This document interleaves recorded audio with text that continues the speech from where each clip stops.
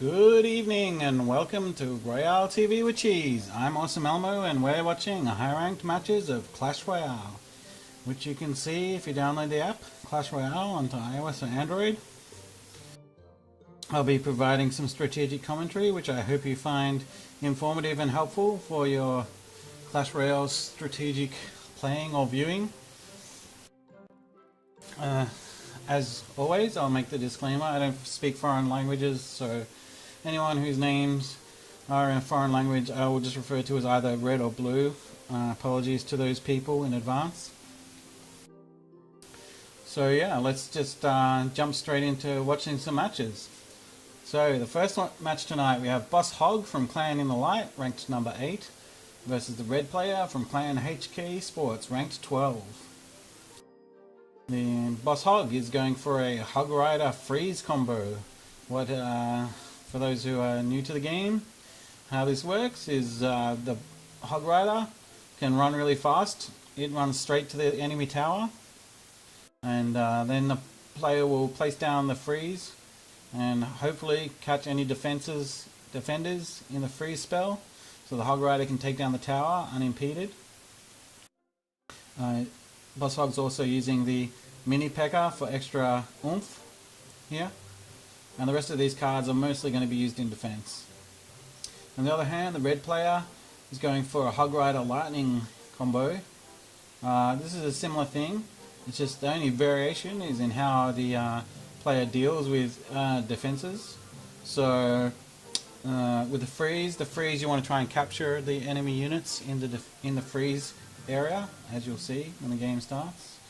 Lightning, on the other hand, is you play the lightning as the Hog Rider is running towards the tower to try and deal damage to any defenders that the enemy has placed down, which can include turrets, such as this bomb turret here. Although since BOsshOgg's not playing any turrets, the lightning spell will not be as useful. Also, the only character that's really going to be vulnerable to the lightning spell in this deck is this musketeer here. So possibly the P.E.K.K.A, although the P.E.K.K.A probably won't be played generally in defense, especially not once BOsshOgg realizes his lightning spell is here. Now, I think that BOsshOgg has a stronger strategy in between these two, just because that lightning spell is pretty much critical to the red player getting towers, and the lightning spell is not going to be all that useful. So let's watch the match and see what happens. Alright, here we go. First match of this evening's show. Both players letting their elixir build up. That's generally considered the proper thing to do, although lately I have seen a few people rushing out earlier, maybe as a sort of surprise tactic. I still don't think it's a smart thing to do. I think you're best to wait until your elixir is at full. Now you'll see here something I haven't really talked about a lot in this show. The red player is level 12. The BOsshOgg is level 11. And as you can see on these towers, BOsshOgg's towers have 2,900 health. The enemy's towers have 3,100 health. Now this comes from partially based on how much you've spent, but it's basically comes down to how much you've upgraded cards, amongst other things. So that means that this player already starts off before the match starts with a slight advantage. One good thing about Clash Royale though is that the game is balanced really tightly in such a way that skill can overcome level. As you saw, BOsshOgg is actually higher ranked than the red player, so I think Supercell have balanced that quite well. Obviously, like a level 8 or lower player will probably almost always lose against a level 12 player, for example. But yeah, you don't have to be maxed out to get to the top of the leaderboard. There goes that lightning spell, taking out the dragon and the mini P.E.K.K.A. Both players getting pretty frustrated, as you can see. Hog Rider coming out, going for a charge. Freeze is ready to come out. Is it going to go down? It's probably too late. So BOsshOgg's just going to let it go this time. The Hog Rider getting half of this tower down though, so pretty well played.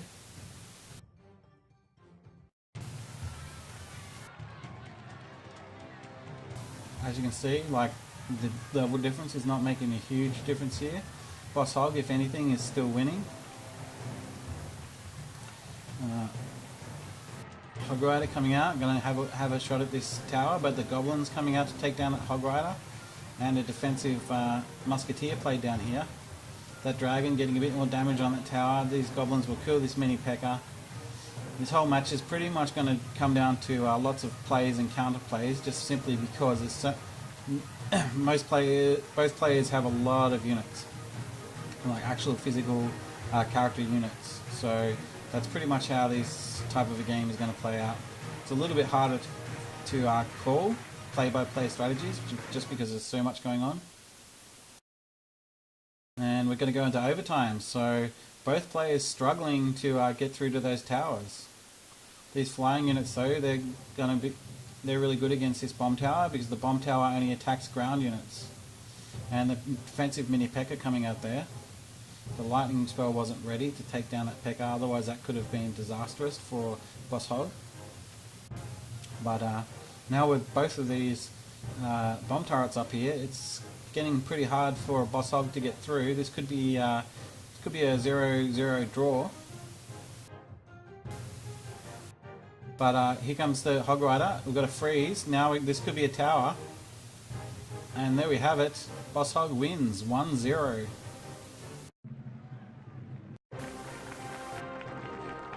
You only have to take one tower to win this game.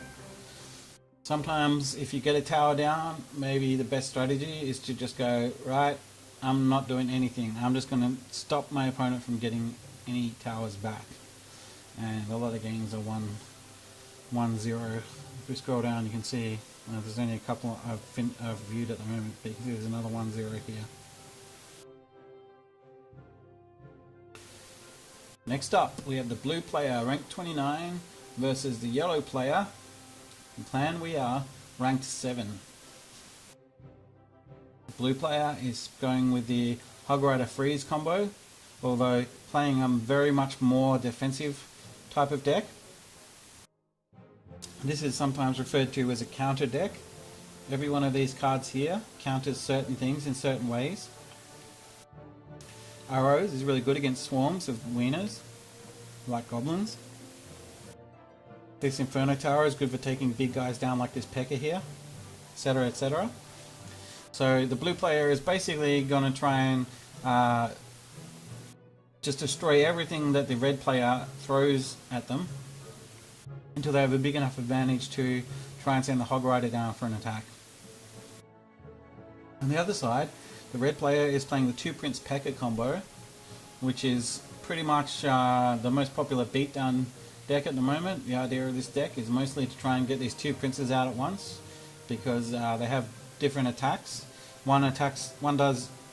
This guy does 424 damage with each attack. You can only attack 1 unit. This guy does 160 damage per attack, but his attack damages area damage. So together they can be formidable. And the red player is going with backing that up with freeze, and also an elixir collector to help generate more elixir. I think blue has the advantage here. The Inferno Tower is probably the key here. Unless red can do smart plays with sending the prince down at the right time to take out the Inferno Tower. But generally Inferno Tower is a pretty good counter to the 2 Prince P.E.K.K.A combo. More often than not, I feel you will see that win. So let's watch the match and see what happens. Oh no, this is not good. I think this happened earlier today actually. Supercell appears to be having some issues with their with some of their replays. There's 0 views here, as you can see. I'm not sure why that is. This just started happening today, so we can't really watch that match, but we'll move on to the next one. The blue player, ranked 1. This player, I'm not sure how to pronounce the name, but I did try to research this, and my understanding is this symbol is pronounced do, and this symbol is pronounced ta. I don't know if that's how you pronounce the whole word, dota, but yeah, this player has been playing since as long as I remember, has been in the top players. So yeah, finally getting to rank 1, so congratulations. And the red player here, or yellow, as the case may be, ranked number 7. The blue player is going with a mortar deck, siege deck, and yeah, so that player is going to be placing it on this mortar right near the river, trying to take down the enemy towers, and basically trying to put as many of these types of things down to defend that mortar. Oh, rear racing 3. The competition is waiting. On the other hand, the red player is also using a mortar deck. So it makes you wonder, since they're ranked 1 and 7, if mortar decks are the go-to deck at the moment. It seems to be working out for these two players. So, but the interesting thing is, this being a mirror match, in fact, they're pretty much identical decks, I think. If we look, is there any difference? The only real difference is Fireball versus Elixir Collector. So, yeah, this will be interesting to see what happens. It's probably going to be absolutely hilarious. I wouldn't even like to pick who will win. I think that with the Elixir Collector, it's a slight advantage only because the decks are identical, and the Fireball can slow down the Elixir Collector, but it's not a very good trade. So I'm going to give it to the blue player, and we'll see what happens. Mirror matches are when both players are playing essentially the same strategy, are always amusing. Both players level 11, so it's about as even of a match you can get. The blue player playing the Elixir Collector and red playing the cannon. Now when you see a cannon like this straight in the match, when I'm playing, I pretty much have a 90% surety that it's a siege deck at that point. So I imagine this player, as soon as they saw that cannon, thought, yep, it's a siege deck. Here comes the rocket to try and counter that Elixir Collector. Mortar going down. We would have to say the blue player is the winning position at the moment. It's going to be really difficult now for the red player to deal with this mortar. Starting to get to work on this tower. Fireball coming in. It's going to help a little bit. But yeah, so this could be the most boring match that I've commentated yet. Defensive decks in general are quite dull because it relies on one player to essentially drive all the action. Two players playing defensive is just like, yep, those guys sure got put down some towers. A rocket goes out, cannon to counter the mortar, but here comes the minion swarm, so that's going to take out that cannon. Arrows for the minion swarm, skeletons coming out just to try and finish off that mortar, and yeah, so this is the kind of thing, I guess, that Supercell have been saying since they launched the game. They don't want this to be the style of the game. They don't want the game to be just defensive, and this is probably the worst case scenario where both players are playing defensive decks. It's not fun. Well, it may be fun for the players. It's not fun to watch. And if Supercell wants this game to be a serious esport, it's not going to be a really interesting. Let's say they have an international grand final. It's not going to be a very interesting international grand final if these are the sort of matches people are watching, to be honest. Not to take anything away from the players that are playing these games. Minion horde goes down. Rocket coming out. There's 30 seconds left. I don't think that red is going to be able to get a tower at this point. As long as blue plays carefully, if he keeps his cannon ready to counter any mortar that may come down here. 16 seconds left. That would just about have to be the game. The cannon going down, the minion horde going down. And that's pretty much red's last chance. 600 health left on this tower. That's pretty much going to be the game. But in comes a rocket. Is that going to be enough? No. And that's the game. Blue defeating red 1-0. I tried my best. I hope that match wasn't too dull. Now perhaps though you may have some kind of an inkling of what it's like to play against one of those type of decks. Well, that being said, like I tend to feel like with my strategy, personal strategy, I have a really strong win rate against that siege kind of deck. But since Balloon is still not heavily used in the high ranked matches, that's not too much of a threat to these guys. But if these guys continue to dominate, maybe we'll see more of the Giant and the Balloon, which work really well against Mortar. So next match we have BOsshOgg from Clan in the Light, who's ranked number 9, versus zhan from this clan, ranked number 2. Both players are going with a 2 Prince combo, but yeah, slight variations. Malt's using a Hog Rider freeze, so, and also the Giant Skeleton, which I've seen this before. It's a pretty good defensive card. You can just kind of throw it out there, and all the enemy's cards have to attack this skeleton. When it dies, it bomb drops from the skeleton, which does a massive amount of damage. If we just look at that, the bomb does 1,389 damage, which is often enough to take out most units that were attacking it. On the other side, zhan, just using a bit of a mixed bag here. Using the freeze, going to probably try and do the rush with the princes and the freeze. I think that Molt has the advantage in this matchup, personally. But this only thing is this army of skeletons is not going to be that useful because of the Dark Prince and the Ice Wizard. But this skeleton is going to be really the key, I feel, to this match, because this giant skeleton goes down and all of these units will pretty much have to target the giant skeleton. So let's watch the match and see what happens.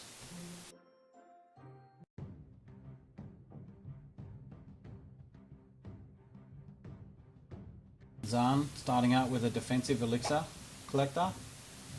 Molt thinking about what to do. Starting off with the Dark Prince. The Prince ready to come out. Will that get played as well? Skeleton army going down, providing some protection for the Dark Prince. Also, it's going to help take down all of these things.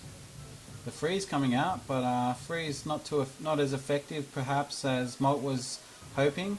And now we have a counter attack with 2 princes. That's going to be hard to stop. The minion horde coming down, it's going to be a little bit too late, but just in time to just save the tower, but still a fantastic counter attack from zhan. Molt has a slight elixir advantage, but with this elixir collector, that advantage is going to close pretty quickly. So let's see what happens. Looks like Molt's going to try and build up a snowball with the giant skeleton. zhan's getting ready for a prince attack.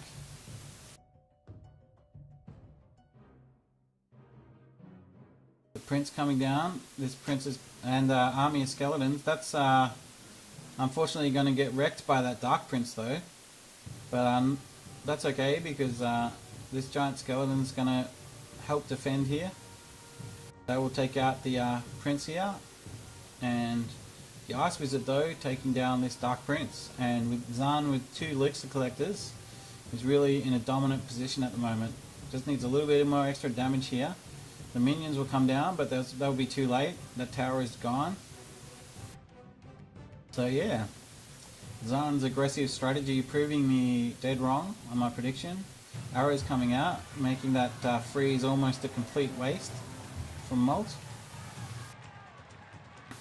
With zhan with one tower ahead, it's going to be really difficult to turn this around. Giant skeleton being played defensively. Actually, that works pretty well against the princess, since the princess doesn't require too much damage. And now we have a really big snowball, and if this giant skeleton can get to this tower, that could potentially be a tower, because the damage will go, the death damage will go onto the tower. But luckily zhan getting some defensive units down, so that's not going to achieve too much. Here we come with the Prince and Hog Rider though, so that tower's going down. That's 1 each. We now have a match on our hands.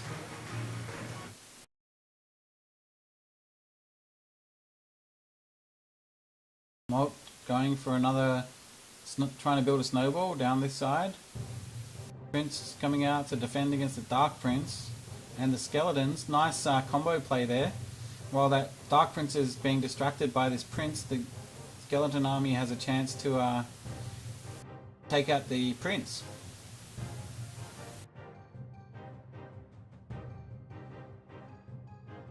And the arrows coming out to take care of the Princess. Now this tower might go down. There's a freeze there. Is it going to be enough? Yeah, I think it is, and that's the game. Molt defeating zhan 2-1.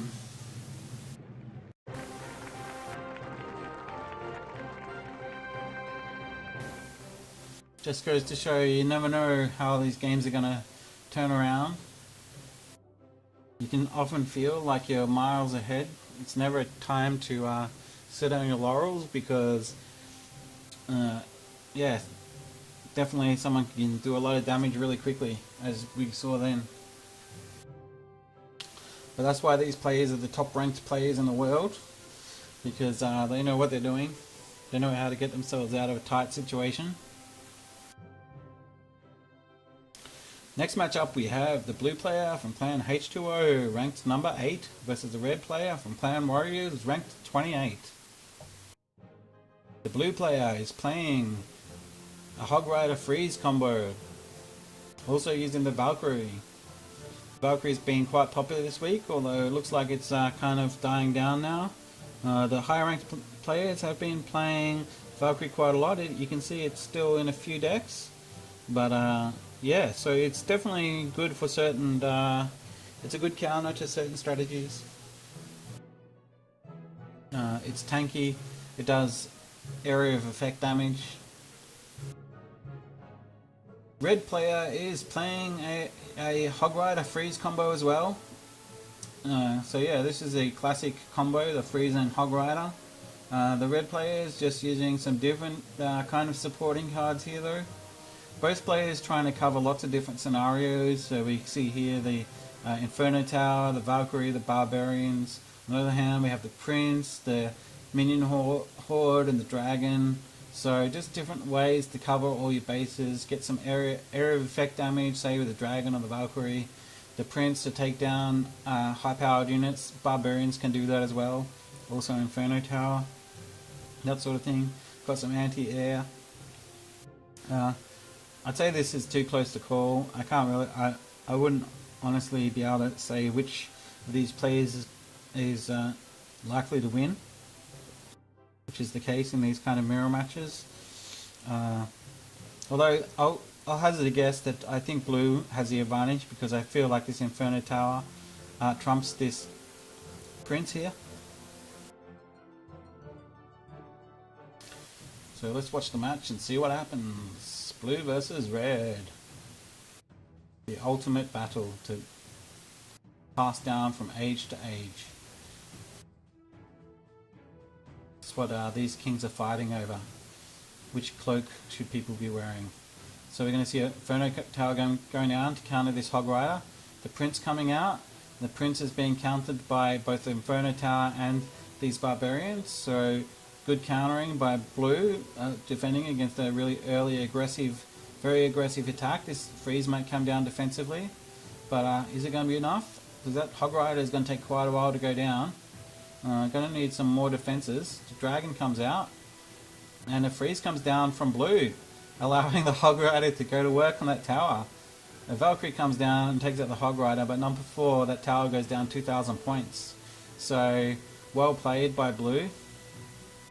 This is like another great example of blue is actually a level behind, but not necessarily stopping blue from doing well in this match. Although that counter attack has been really effective, and this tower is going to go down now. So,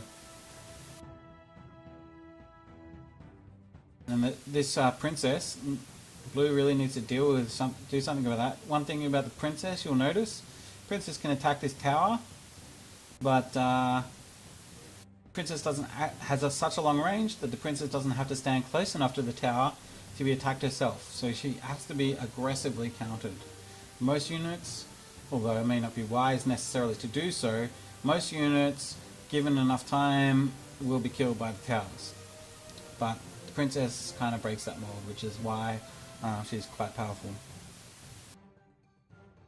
She's also the equal most rarest card in the game, which is signified by this, I don't know what you call that. It's like almost like a hexagon. And the freeze goes down. That's going to give this Hog Rider a chance to do a lot of damage here. It's not looking good for blue at the moment.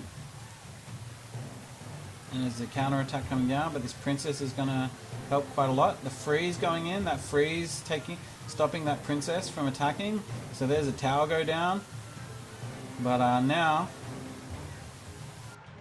the blue player has to try and defend against the counter, which is yeah, pretty strong over here. Bit of network latency there on my part. The barbarians go down. Is it going to be enough though? The Hog Rider is getting through to the tower, but it double freeze. So that was a freeze from the red player, followed up directly by a freeze from the blue player. And that's allowing the blue player to defend. So well played by blue. Split second timing there. The Valkyrie coming out to counter the Valkyrie.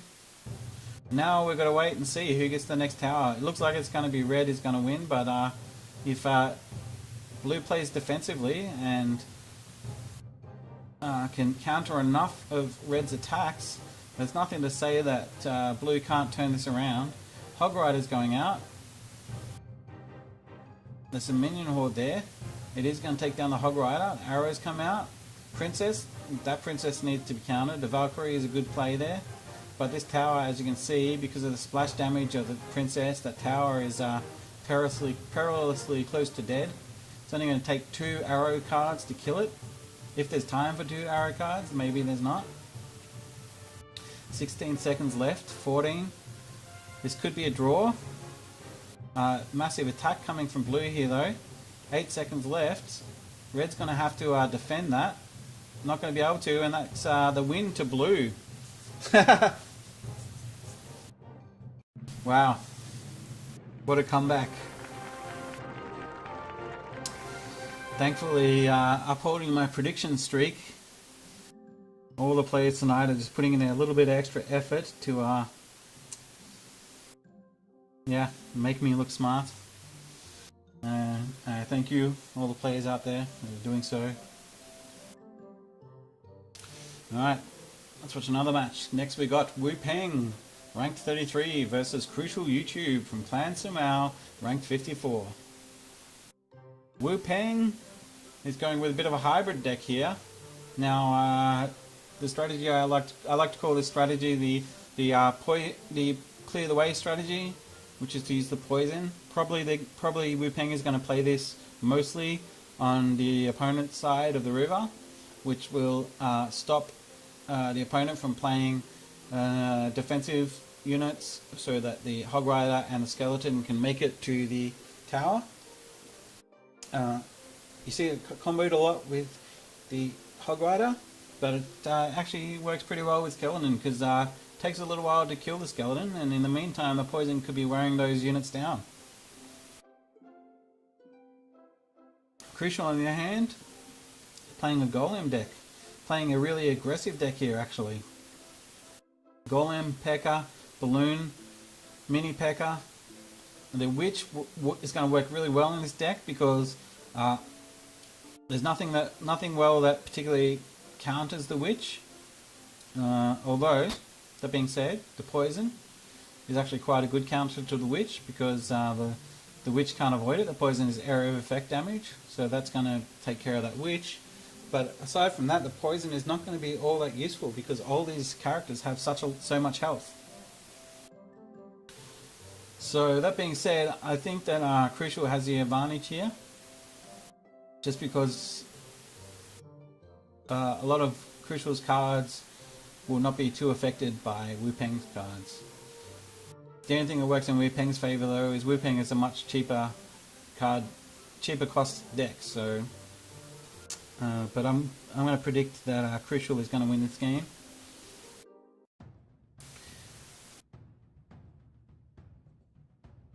Thumbs up from Crucial. Wupeng, thumbs up as well. Never sure what to make of those emoticons. they're so often used passive aggressively that it's hard to know what your opponent is really trying to say. So an attack down here by Hog Rider, and now with this counter attack, Wupeng's doing a double lane attack. It's just really difficult to defend against. The Golem comes out just in time. That's going to work defensively. The Barbarians will have to attack the Golem, which will draw them away from this tower. Musketeer defending against that Knight, and a Balloon coming in. This is a well played Barbarian hut there by Wupeng. Means this Balloon has to go all the way over there, wait for that building to die, and then it can come in and try and get this tower. But this Musketeer getting to work on this tower, so both players getting some massive gains. Wupeng perhaps having the slight advantage at the moment. This attack is not going to achieve too much, although a little bit of damage going on this tower, so that's perilously close to dead there. Could end up killing that with a poison. I'm not sure exactly how much total the poison does, but it'd be pretty close to be able to take that tower down. A massive attack coming in here though. Probably going to drop the poison to take care of this witch. The thing about the witch is, because she keeps spawning those little skeletons, it's really hard to get actually to attack her, and the poison didn't even actually make it enough to kill the witch. But luckily overall, managing to defend that attack. Another defensive column coming down from Crucial. Those Barbarians getting kept away from the tower. And a mini P.E.K.K.A coming in to try and finish off those Barbarians. This Hog Rider is going to take that tower for sure. But a Balloon coming in here. And with this Golem tanking all the damage, there's a pretty good chance that this Balloon is going to get in and take out that tower. Freeze. Well, brilliantly placed freeze there. It gives this Balloon a chance to get even more damage onto the King Tower. Getting that. Oh, that's like one good attack away from dead, but there's a massive counter attack coming down this lane. P.E.K.K.A has to get out there quick to try and stop that Hog Rider.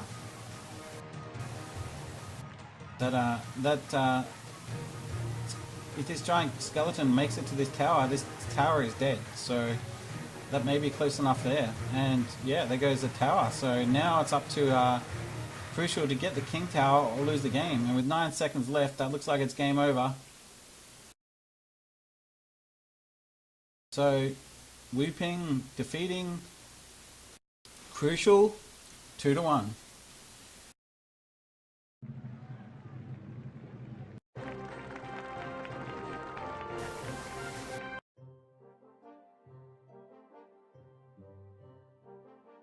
Okay, I'm going to do one more match and then take a little break.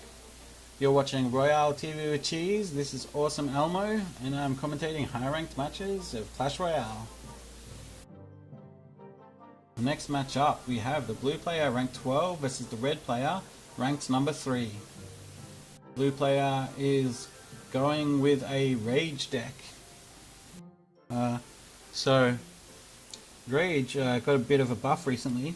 It actually increases troop movement and attack speed by 40%. So that synergizes really well with the Balloon, because the Balloon is quite slow, but having that extra 40% means it's more likely to get to the tower. Plus, once it gets there, it's going to be able to attack 40% quicker. So I'm not sure specifically the maths on that, but I think that means that it's going to be about one bomb every 2 seconds instead of every 3 seconds. It also works well with this will also synergize with the mini P.E.K.K.A to help mini P.E.K.K.A get to those towers. So this deck's all about rushing the tower, really. On the other hand, red is playing more of a hybrid deck. I have seen this kind of strategy before, the barrel freeze combo. So we throw out the goblin barrel. As soon as it hits the tower, you drop the freeze on the tower. Because these goblins do so much damage, I believe between the three of them they can do about 500 damage per second. So if they can attack the tower for 6 seconds, which coincidentally is about how long the freeze lasts for, 7 seconds, then the goblins can probably take down a tower if that combo goes undefended. Of course, usually you wouldn't see that working quite so successfully, but still quite a strong combo. Big problem for blue is going to be the minion horde. Minion horde is pretty much the natural counter to balloon. If blue can do some predictive arrows, could stop the minion horde in its tracks.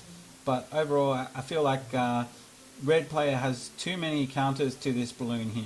Got the arrow, the archers, the spear goblins, the Tesla. So I don't see blue winning this. I think the red's going to take this match.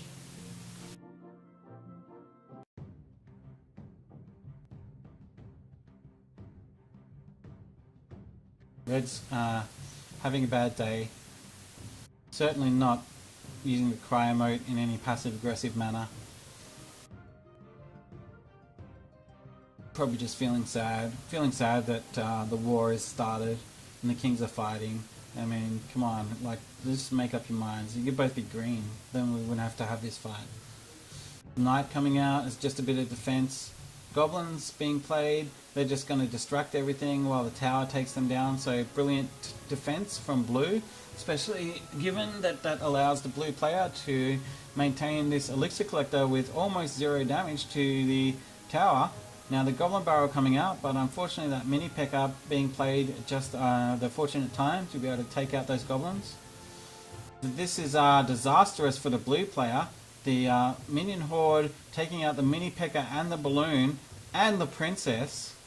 So that puts blue at a massive disadvantage and pretty much counteracts this elixir collector. And with this horde coming in, could give red a chance to do some damage to this tower. It does get stopped by the mini P.E.K.K.A though. Tesla though is going to take out that mini P.E.K.K.A. And another elixir collector going down. Arrows ready. Played perhaps a smidgen too late, but the arrows is a really brilliant counter to the goblin barrel. As soon as you see the goblin barrel go out, you get the arrows ready, you time it just right, you just wait like maybe roughly 1 second, and then you drop the arrows onto your own tower, and they should land just as the goblins land. With that princess gone though, this barbarian's going to be trouble. Goblins and knights coming out though to defend against those. Well played.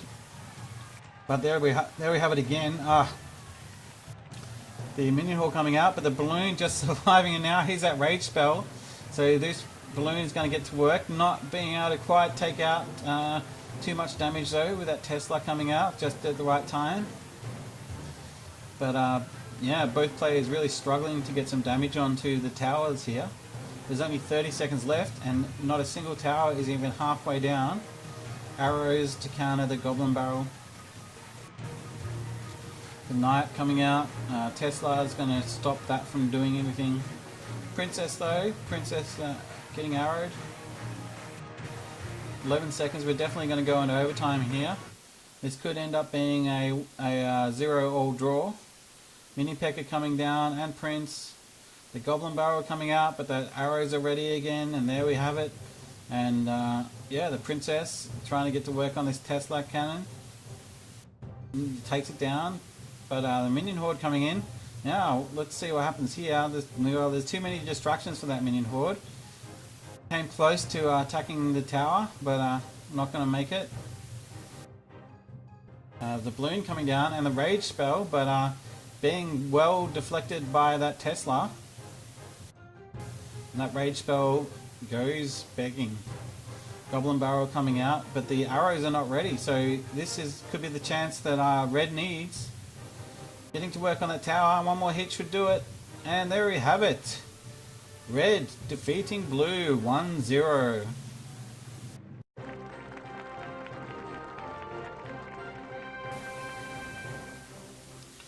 So thanks for watching. This is Royale TV with Cheese with Awesome Elmo. Hope you're enjoying the show. I'm going to take a short break. Please like and subscribe the video and leave any comments if you've got any feedback. Thanks for watching.